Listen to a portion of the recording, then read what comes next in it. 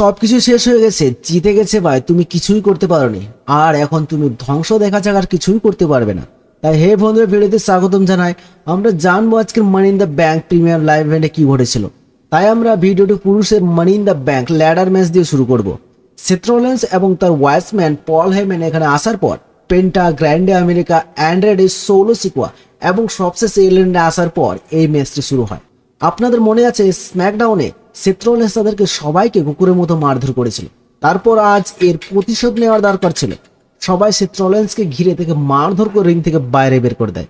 Seth রলিন্সকে দেখে solo সিকোয়া অনেক হাসছে, কিন্তু হঠাৎ এই হাসি থেমে যায়, কারণ বাকিদের চোখ এখন সোলো সিকোয়ার দিকে চলে যায়। তাই এমন পরিস্থিতিতে সোলো সিকোয়া তার মস্তিষ্ক ব্যবহার করে এলএ নাইটকে বোঝানোর চেষ্টা করে। যখন এলএ নাইট তা না করে, তারপর সে প্রস্তাব দেয় অ্যান্ড্রেডেকে। সে রাজি হয় না।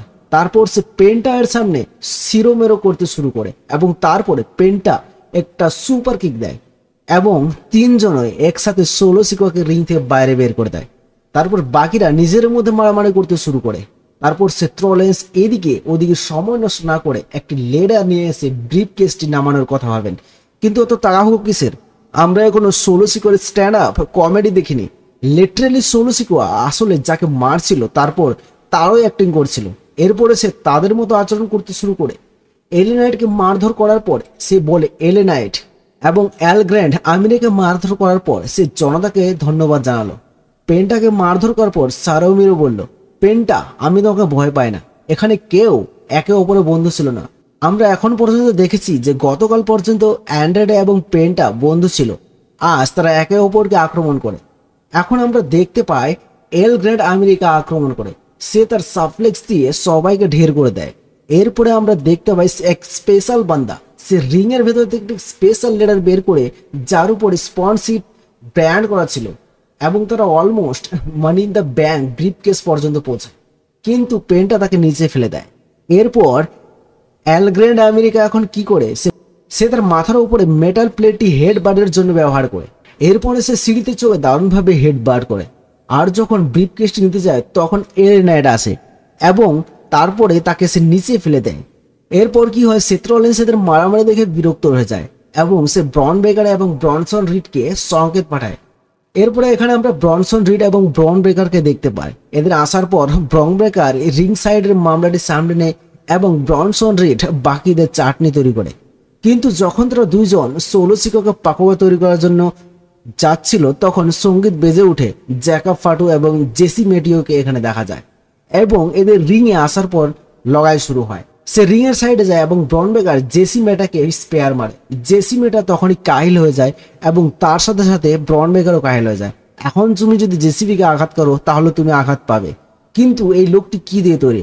জ্যাকব ফাটু এখানে ব্রনসন রিডকে তুলে সামওয়ান ড্রপ দিয়ে আঘাত করে এবং তার সাথে সুসাইড ড্রাইভের পর জ্যাকব ফাটু অত্যন্ত শ্রদ্ধার সাথে সোলো সিকোয়াকে রিং এর ভিতরে নিয়ে যায়।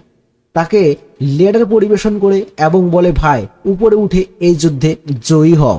জ্যাকবকে জড়িয়ে ধরার পর সোলো সিকোয়া সিঁড়ি বেয়ে ওঠে। মানি ইন দ্য ব্যাংক ব্রিফকেস স্পর্শ করে সে নামাতে পারে না, কারণ জ্যাকব ফাটু এর চেয়ে উপরে অব্দি যাওয়া সোলো সিকোয়া দেখতে চায় না।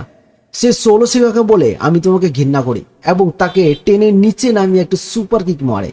এরপরে সে সোলো সিকোয়াকে মুন সল্ট দিয়ে আঘাত করে এবং লেডার স্পিনিং সোলো দিয়ে সোলো সিকোয়াকে আঘাত করে এবং লিডার ভেঙে দেয় এবং একই সাথে সে সম্পর্কটাও ভেঙে দেয়। আজ এই পরিবারটি ভেঙে গেছে আর জ্যাকব ফাটু সোলো সিকোয়ার চামচাগিরি থেকে মুক্ত। এখন জ্যাকবের আক্রমণের পর সোলো সিকোয়ার তোষামত করার কোনো দরকার নেই, খেল খতম হয়ে যায়।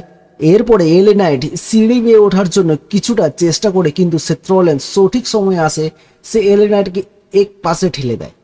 সিঁড়ি বেয়ে ওঠা এবং এর সাথে সে ব্রিফকেসটি নামিয়ে এবং 11 বছর পর mister money in the bank হয়ে যায় সেথ রলিন্স।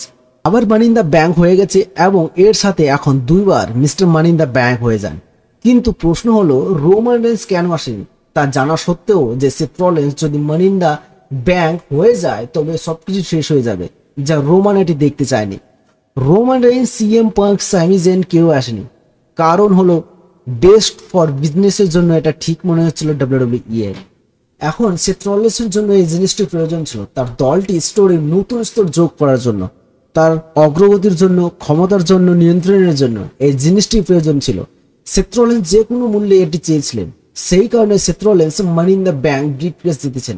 যদি সেথ রলিন্স হেরে যেতেন তাহলে তিনি ভবিষ্যতের ট্যালেন্ট কিভাবে শেখাবেন?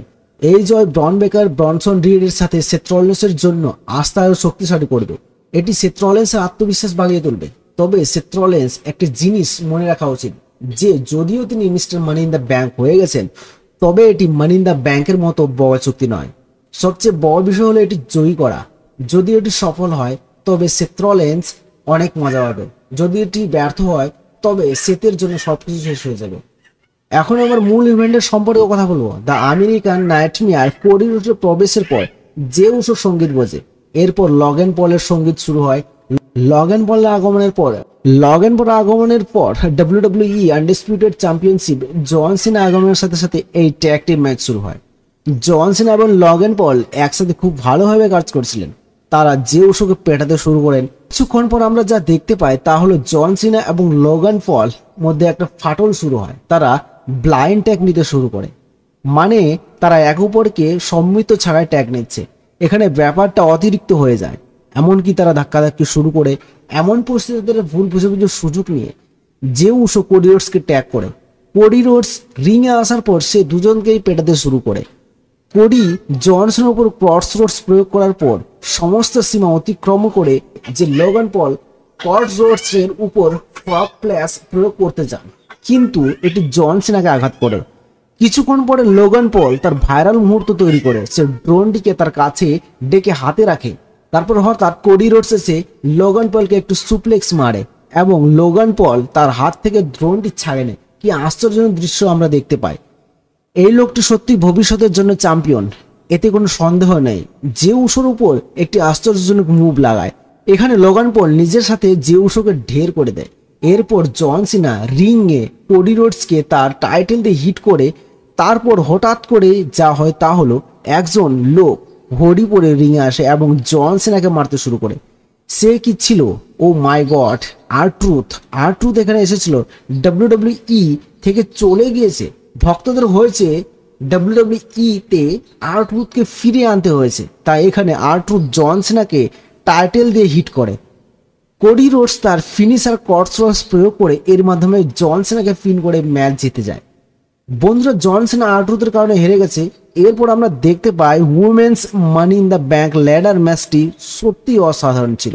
এখানে অনেক অসাধারণ সুপারস্টার ছিলেন। যদি কেউ এই মানি ইন দ্য ব্যাংক ব্রিফকেসটি জিততো তাহলে আমার কোনো সমস্যা হতো না, কিন্তু প্রশ্ন ছিল এই মানি ইন দ্য ব্যাংক ব্রিফকেসটি তাদের চরিত্র অনুসারে সবচেয়ে বেশি মানাবে, এবং সেই সুপারস্টার হলেন নাওমি অ্যাবসলিউটলি ডেরভি। যে সুপারস্টারের জন্য এটি সবচেয়ে বেশি মানাবে তিনি অবশ্যই নাওমি। এই ব্রিফকেসটি নাওমিকে কেবল তার ক্যারিয়ার শীর্ষে নিয়ে যাবে না, ভবিষ্যতে তাকে WWE মহিলা চ্যাম্পিয়ন করে তুলবে। এরপর আমরা দেখতে পাই বেকি লিঞ্চ লারা ভেলকিরিয়া এর মধ্যে একটি ম্যাচ উমেন্স ইন্টারকন্টিনেন্টাল চ্যাম্পিয়নশিপের জন্য। এখানে ঘন্টা ঠিক মতো বাজে না এবং লারা ভেলকিরিয়া বাজাতে শুরু করে বেকি লিঞ্চকে। বেকি লিঞ্চের ম্যাচটি খুব ভালো ছিল। লারা ভেলকিরিয়া খেলায় অনেক ভালো, কিন্তু বেকি লিঞ্চ তার চেয়েও ভালো খেলে। তাই এক বছর পর বেকি লিঞ্চ একটি খেতাব পেয়েছে এবং সেই খেতাব হলো মহিলা ইন্টারকন্টিনেন্টাল চ্যাম্পিয়নশিপ। লারা ভেলকিরিয়া হাতের প্রশংসা করে এবং এত কিছু করার পরে বেকি লিঞ্চ সন্তুষ্ট নন এবং তিনি বলেন যে আমাকে এই খেতাব পরিয়ে দিন। লারা এটাও করে, কিন্তু তিনি বেকি লিঞ্চকে তারপর তাকে নাইটস উইনিং সাথে সাপ্লেক্স মারেন। আমরা ট্রিপল এইচ এর প্রমোশনের সুপারস্টার ডমিনিক মিস্ট্রিও বনাম অস্টাগন জুনিয়রকে দেখতে পাই ইন্টারকন্টিনেন্টাল চ্যাম্পিয়নশিপের জন্য। এই ম্যাচের পেছনে কারণ ছিল ওয়ার্কস পোলাইটস ডমিনিক মিস্টেরিও অস্টাগন জুনিয়র সাথে সামান্য তর্ক করেন এবং ঠিক সেখানে তাকে চ্যালেঞ্জ করেন। এই ম্যাচে আমরা দেখতে পাই লিভ মর্গেন এর ইন্টারফেয়ার করে অস্টাগন জুনিয়রকে তাকে বিভ্রান্ত করে দেয়। তারপর ডমিনিক মিস্টেরিও 6-1 এবং ফক্স ফ্ল্যাশ দিয়ে তাকে আঘাত করে এবং শেষে এই ম্যাচটি জিতে যায় ডমিনিক মিস্টেরিও। তো বন্ধুরা, আপনাদের ভিডিও কেমন লাগলো অবশ্যই লাইক কমেন্ট করে জানাবেন এবং ভিডিওটি পছন্দ হলে অবশ্যই চ্যানেলটিকে সাবস্ক্রাইব করবেন। ধন্যবাদ।